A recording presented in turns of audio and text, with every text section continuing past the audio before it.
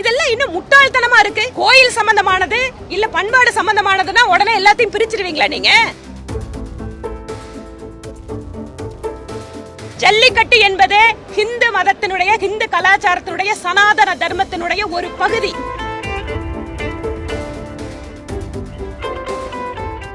நிர்மலா சீதாராமன் வந்து ஜல்லிக்கட்டு பத்தி ஒரு ட்விட்டர்ல பதிவு போட்டிருந்தாங்க. முன்னா வந்து சனாதனத்தோட தொடர்புடையது அப்படின்னு. அதுக்கு வந்து பூ வெங்கடேசன் உள்ளிட்டவர்கள் வந்து கண்டனம் தெரிவிச்சிருக்காங்க.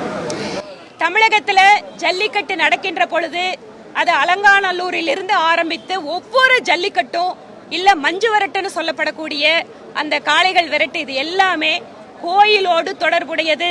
இதை திரு சு வெங்கடேசன் மறுக்க முடியுமா?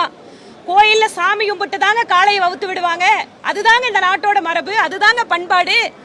சாமி கும்பிடாம கோயில்ல வந்து காளைங்களை விடுறது எங்காவது பாத்திருக்கீங்களா?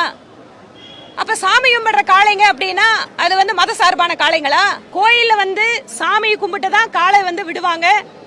இல்ல சாமி காளைங்கிறத தனியா உண்டு ஜல்லிக்கட்டுக்கு. முதல் காளை யாரோட காளை? சாமியோட காளை தான் வெளியில வரும். அப்ப கோயில்ல இருந்து ஜல்லிக்கட்டை பிரிக்கலாம்னு நினைக்கிறாங்களா?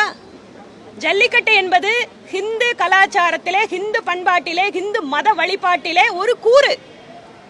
அதனாலதான் காளையை வந்து சாமியா பாப்பாங்க. நீங்க மாட்டுக்கு பொங்கல் வைக்கிறதுங்கிறதே, பொங்கலுங்கிறது என்னங்க? சூரிய கடவுளை பார்த்து கும்பிடுறது. வேற ஏதாவது மதத்துல கற்பூர ஆரத்தி காட்டுறாங்களா? பொங்கலுக்கு ஆரத்தி காட்டுறோம். மாலை போட்டு திருநீர் வைக்கிறது உண்டா மத்த மதத்துல? இந்த மதத்துல தாங்க உண்டு. இதெல்லாம் இன்னும் முட்டாள்தனமா இருக்கு. கோயில் சம்பந்தமானது இல்ல பண்பாடு சம்பந்தமானதுன்னா உடனே எல்லாத்தையும் பிரிச்சிருவீங்களா நீங்க? ஜல்லிக்கட்டு என்பது ஹிந்து மதத்தினுடைய, ஹிந்து கலாச்சாரத்தினுடைய, சனாதன தர்மத்தினுடைய ஒரு பகுதி. சனாதன தர்மம் தான் மனுஷன் மட்டும் இல்ல, இங்க இருக்கக்கூடிய மிருகங்களையும் சமமாக பார்ப்பதற்கு சொல்லித் தருகின்ற ஒரு தர்மம் அது.